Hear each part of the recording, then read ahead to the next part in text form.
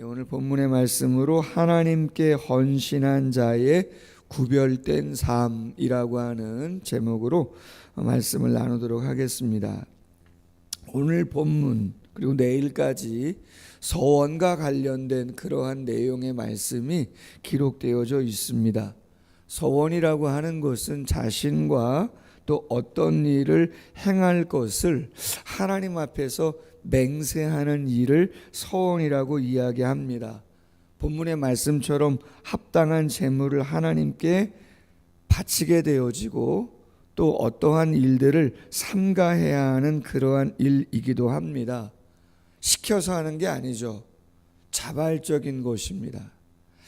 제사장은 아론의 가문 그의 아들들이 세습하면서 성막에서 섬기는 일입니다. 제사장이죠. 레위 지파도 그렇죠. 원하든 원하지 않든 하나님이 구별하셔서 12지파 가운데 하나님의 성막에서 섬기라고 구별한 것입니다. 하나님의 선택이죠.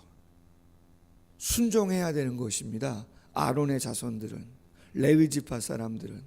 근데 서원은 어떻습니까? 서원은 자발적인 것입니다. 남녀노소 구분하지 않습니다. 서원은 반드시 지켜야 한다. 신명기 23장에 보면 그렇게 돼 있어요. 서원은 남녀 구분이 없고 자발적인 거지만 한번 하나님 앞에서 맹세한 것은 반드시 지켜라. 어떨 때에도 손해가 난다 할지라도 그것은 하나님께 한번 맹세한 것이면 그건 반드시 지켜야 된다. 그렇게 되어 있습니다. 그럼 서원하는 목적은 뭐냐? 서원의 목적은 하나님의 은혜에 대한 감사로 하나님께 무엇인가 영광을 돌리며 기쁨을 드리고자 할 때에 내가 무엇인가를 결단하고 맹세하고 하나님께 내 자신이나 그 무엇인가를 드리고자 할 때에 궁극적인 것은 조금 더 하나님을 기쁘시게 하고 영광을 올려드리고자 하는 목적으로 서원을 한다라고 하는 거예요. 그래서 레위기 27장 1절 이하에 보면 자신을 드릴 뿐만 아니라 가옥을 드리기도 하고 토지를 드리기도 하고 가축을 드리는 그러한 일들도 레위기 27장 이하에 보면 나온다라고 하는 거죠. 특별히 서원에서 자신을 드리는 사람들을 나실인이다 그렇게 이야기합니다.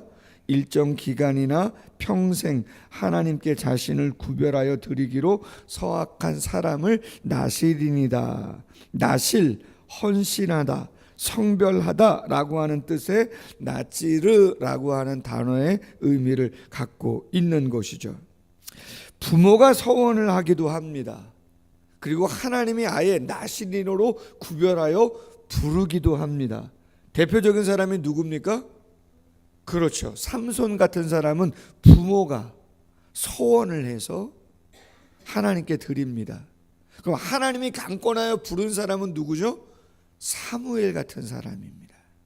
하나님이 부르시잖아요. 사무엘아 사무엘아. 사도행전 18장에 가면 바울이 2차 전도 여행을 끝내고 나서 사도행전 18장 18절에 보면 겐그레아라고 하는 곳에 다다랐을 때 일찍이 서원함이 있어서 자신의 머리카락을 잘랐다라고 하는 기사가 나옵니다. 그럼 왜 서원을 했을까요? 바울이. 학자들은 말합니다. 1차 전도 여행 때 경험했습니다. 전도 여행이 얼마나 힘들고 어려운 것인가를 돌에 맞기도 하고 마가가 떠나기도 하고 쉽지 않은 상황을 경험했기에 학자들은 말하죠. 그가 2차 전도 여행을 떠나면서는 하나님 앞에 서원하지 않았을까. 추론합니다. 무슨 서원했겠어요? 하나님, 제가 2차 전도 여행을 떠나는데 마칠 때까지 안전하게 지켜주시기를 저를 온전히 드립니다. 그리고 나서 기간이 끝나자 2차 전도 여행이 끝나자 사도행전 18장에 보면 겐그레아에서 일찍이 서원함이 있어 머리카락을 잘랐다. 누가 시킨 게 아니잖아요. 서원은 그런 것이다 라고 하는 것이죠. 자, 오늘 본문에 보면 그 나시린이 서원을 할 때 금해야 하는 게 있습니다.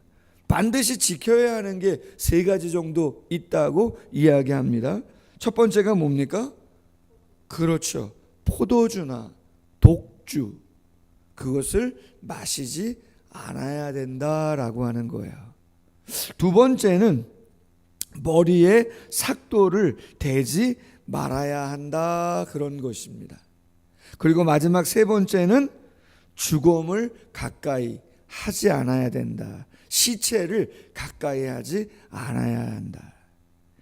여러 가지 의미가 있겠지만 기본적으로 생각해 볼 수 있는 게 뭐예요? 포도주와 독주를 마시면 어떻게 되겠어요? 스스로 통제가 되나요? 술에 취한다.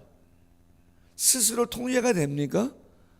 하나님께 거룩하게 구별되어 자신을 드리는데 내가 내 의지로 말도 안 하고 못하고 내가 내 의지로 행동도 못하는데 하나님께 온전히 드렸다 할 수 있겠어요? 기본적으로 되지 않습니다. 되지 않습니다. 그럼 머리에 삭도를 대지 않는다라고 하는 의미는 뭘까요? 기본적으로 머리는 우리의 신체에 있어서 다 중요하지만 그럼에도 중요한 곳 아닙니까? 여러분 병원에 가보세요. 조금 혐오스러운 이야기지만 뭐 팔 하나 다친 사람, 다리 한쪽 다친 사람, 어제 저 병원 갔다 왔거든요. 아킬레스건 수술하고 나서 한 달에 한 번 오라 그래가지고 갔는데 이제는 안 와도 된답니다. 할렐루야. 여러분 좀 조심하긴 하셔야 되는데 안 와도 된답니다. 병원에 이제. 근데 여러분 다리를 다치니까 불편해요, 안 불편해요? 불편하죠. 장기 중에 어디가 아파도 힘들어요. 근데 여러분 뭐 전쟁이 나서 팔 한 짝 잃어버린 사람, 양쪽 다리 다 없는 사람 있지만 머리 없는 사람 있어요? 병원에 입원한 사람 중에? 병실 갔는데 머리 없는 사람이 누워서 치료받는 사람이 있냐 말이에요. 없어. 영안실에 있지. 머리는 생명이에요. 그럼 무슨 의미가 담겨 있냐면 하나님이 나의 주인이시고 그분의 말씀에 내가 절대적으로 순종한다라고 하는 영적인 의미가 담겨 있는 거죠. 죽음을 가까이 하지 않는다는 건 어떤 의미예요? 시체를 가까이 하지 않는다. 시체, 죽음, 뭐와 연관되어 있는 거예요? 본질적으로. 그렇죠. 죄의 삭시 사망이니 죽음이라고 하는 것은 죄와 관련되어 있기에 죄를 가까이 하지 않겠다라고 하는 영적인 의미가 그 안에 담겨 있다고 볼 수 있다라고 하는 거예요. 그렇기 때문에 나시린은 그와 같은 구별된 삶을 본인이 작정한 기간 동안에 행하게끔 되어 있다. 그리고 말씀을 보면 당연히 서원의 예물을 드리고 제사장 앞에서 또 하나님 앞에서 그러한 것들을 약조를 해야 된다. 그러나 안타깝게도 그것을 뜻대로 정하지 못했을 때, 행하지 못했을 때 또 다시 한번 하나님께 나아가서 속죄의 제물을 드리고 다시 기간을 정하고 또 그 남은 기간들을 서원의 시간들로 하나님께 드려야 하는 것을 오늘 본문 속에서 말씀하고 있다는 거죠. 그렇다면 몇 가지 짧게 영적인 교훈을 한번 생각해 보면요. 첫 번째, 우리 모두는 어떤 의미에서 영적인 나시린이다라고 하는 거예요. 신약의 성도들은 누구나 할 것 없이 영적으로 다 나시린이다. 구원에 대한 이야기를 하고 있는 로마서 12장 1절에 보면 우리가 너무나 잘 아는 말씀이죠. 그러므로 형제들아 내가 하나님의 모든 자비하심으로 너희를 권하노니 너희 몸을 하나님이 기뻐하시는 거룩한 산 제물로 드리라. 이는 너희가 드릴 영적 예배니라. 아멘. 우리 몸을 거룩한 산 제물로 하나님께 드리라는 거예요. 하나님이 그렇죠. 말씀을 드린 것처럼 사무엘을 강권적으로 부르시는 것처럼 어떤 의미에서 세상에 수많은 사람이 있지만 우리를 구별하여 선택해서 하나님의 영적인 군대, 영적인 제사장, 영적인 거룩한 백성으로 부르신 거예요. 그렇다면 어떤 특정 기간이나 어떤 특정한 일을 작정하지 않았다 할지라도, 서원하지 않았다 할지라도 기본적으로는 하나님 앞에 있는 영적인 나실입니다. 아멘. 구별할 필요가 있다라고 하는 것이죠. 두 번째는 성도는 역시 기본적으로 뭘 멀리해야 되냐면요, 술을 멀리해야 됩니다. 뭘 멀리하시라고요? 술을 멀리하셔야 됩니다. 아까 말씀드렸잖아요. 성경에 나오는 술과 관련된 내용들이 너무나 많은데 부정적인 일들이 일어나는 일들을 보면은 거의 술과 관련된 일들도 꽤 많아요. 여러분, 롯이 말이죠. 롯이 아브라함의 조카 롯 말이에요. 소돔과 고모라 성이 멸망당할 때 아브라함의 조카 롯에게 이야기했잖아요. 여기 멸망당할 거다. 사위들에게도 이야기했잖아요. 근데 사위들은 웃고 말았고, 그 롯의 아내는 피신하다가 뒤를 돌아봐 가지고 소금 기둥 됐다고 얘기하고, 그의 두 딸, 큰딸 작은딸이 피했는데 조그마한 성 안에 들어가서 있다가 그들이 무슨 생각합니까? 야, 우리 앞으로 어떻게 살아가냐? 남편들도 없고 자녀들도 없는데 우리 여인의 몸으로 어떻게 살아가냐? 그래서 그들이 어떻게 했다는 거예요? 자신의 아버지에게 술을 마시게 하고 동침을 하잖아요. 그래서 모압과 암몬이라고 하는 이스라엘과 끊임없이 반목하면서 안 좋은 관계를 이어가는 그 민족이 태어난 거 아니겠습니까? 그뿐만이 아니잖아요. 많은 부분, 술과 관련된 부분, 부정적인 부분이 많죠. 여러분, 세상에 제가 청년들 지도를 오래 했는데 그런 얘기 합니다. 일어나지 않아야 될 일들이 일어나는 과정 속에서 반드시 처음에 시작하는 게 거의 다 뭐로 시작하냐면 술로 시작해요.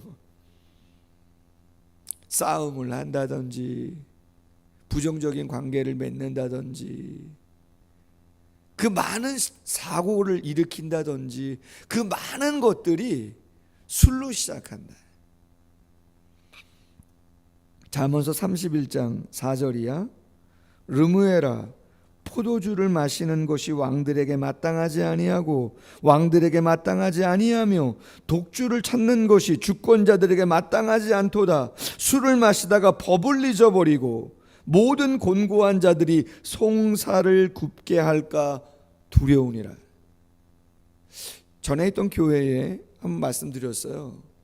권사님 남편이 삼성 임원이었는데 수원에 있는 삼성의 사장이 됐습니다. 수원에 삼성 관련된 업체들이 많잖아요. 삼성전자, 삼성 코닝, 전관, 전기 상당히 많고 지방으로도 많이 내려갔는데 사장에 올랐습니다. 사장에 오르고 나서 남편이 변화된 게 있다고 합니다. 뭐가 변화됐나? 그 전까지는 음주를 늦게까지 오래도록 했다는 거야. 근데 삼성 사장단에 딱 취임하고 나서 남편이 바뀌었는데 금주를 한답니다. 늦게 돌아오는 법이 없답니다. 그래서 하루는 남편이 김지사님인데 장권사님이 김지사님한테 여쭸어요. 여보, 당신 왜 예전에는 그렇게 하더니 사장단에 올라가고 나서는 왜 술을 안 마시냐? 그랬더니 남편 김지사님이 얘기합니다.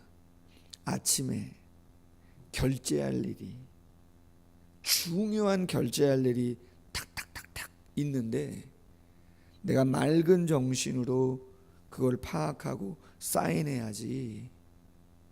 아직 숙취라 그러나요?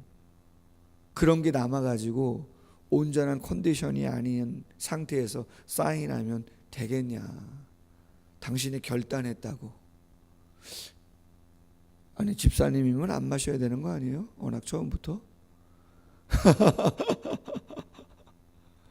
어쨌든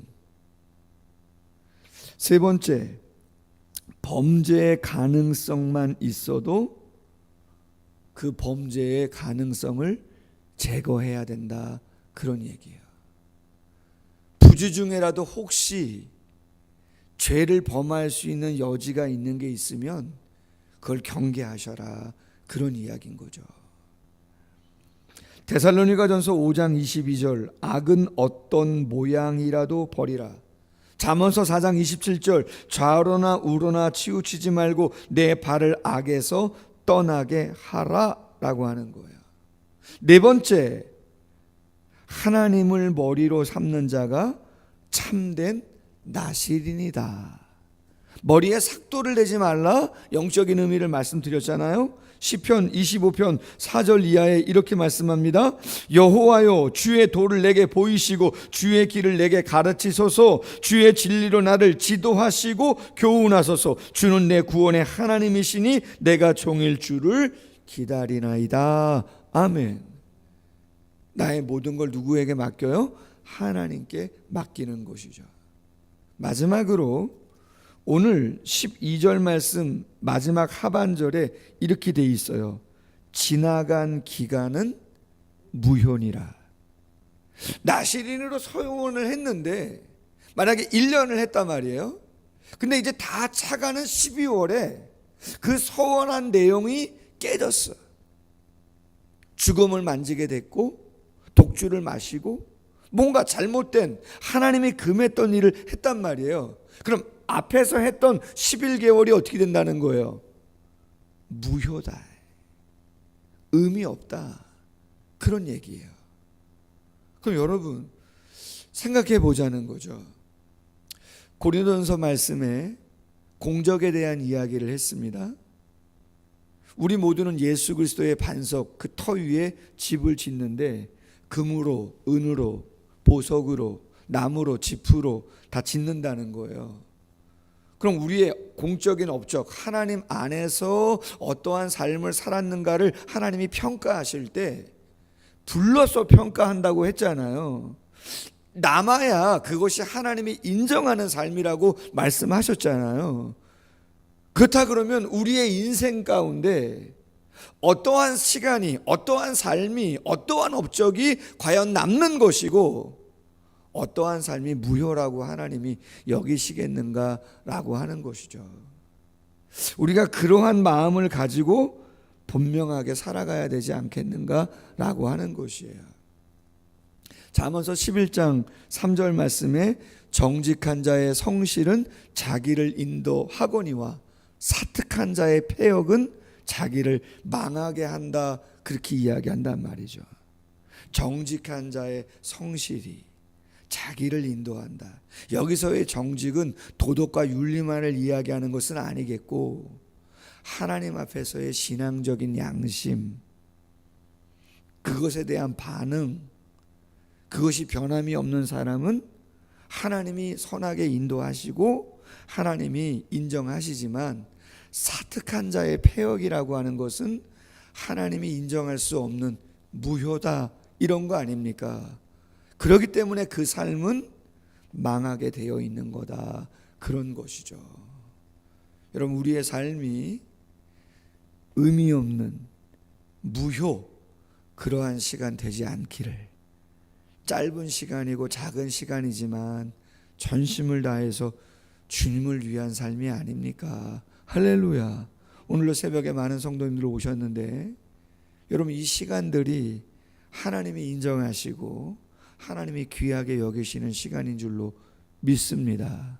그리고 그 기도의 내용이 삶으로 이어져 하나님이 동행하시고 인정하시는 복된 삶이 되시기를 주님의 이름으로 소원합니다. 기도하겠습니다. 하나님 아버지, 제사장도 있고 레위인도 있습니다. 그러나 남녀 구분 없이 자발적으로 하나님께 헌신을 다짐하는 나실인들, 얼마든지 하나님 앞에 거룩한 서원을 하고 그 기간 어떠한 일, 어떠한 모습이든 하나님께 거룩한 시간으로 구별하여 하나님께 드릴 수 있다고 말씀하시고 하나님 기쁘게 받으시겠다고 말씀하고 계십니다. 로마서 12장 말씀에 보면 너희 몸을 거룩한 산 제물로 하나님께 드려라. 이것이 영적 예배라 말씀하여 주셨습니다. 세상 가운데서 부름받은 저희들 영적으로 나시린이 아니겠습니까? 우리가 어떠한 자세와 삶의 목표를 가지고 최선을 다하며 가야 남는 인생, 무효가 아닌 하나님이 인정하시는 그런 축복된 인생이 되겠는가? 조금 더 묵상할 수 있는 저희들이 되게 하여 주옵소서. 경계를 삼아야 할 것들, 조심해야 할 것들이 무엇인가를 다시 한번 생각하게 하시고 진실로 모든 주권을 하나님께 맡기고 하나님의 말씀을 따라 한 걸음 한 걸음 나아감으로 말미암아 진정 의미와 가치가 있는 하나님께 칭찬받는 남는 인생 다 될 수 있도록 축복해 주시옵소서. 감사하며 예수님의 이름으로 기도하옵나이다. 아멘. 계속해서 기도합니다.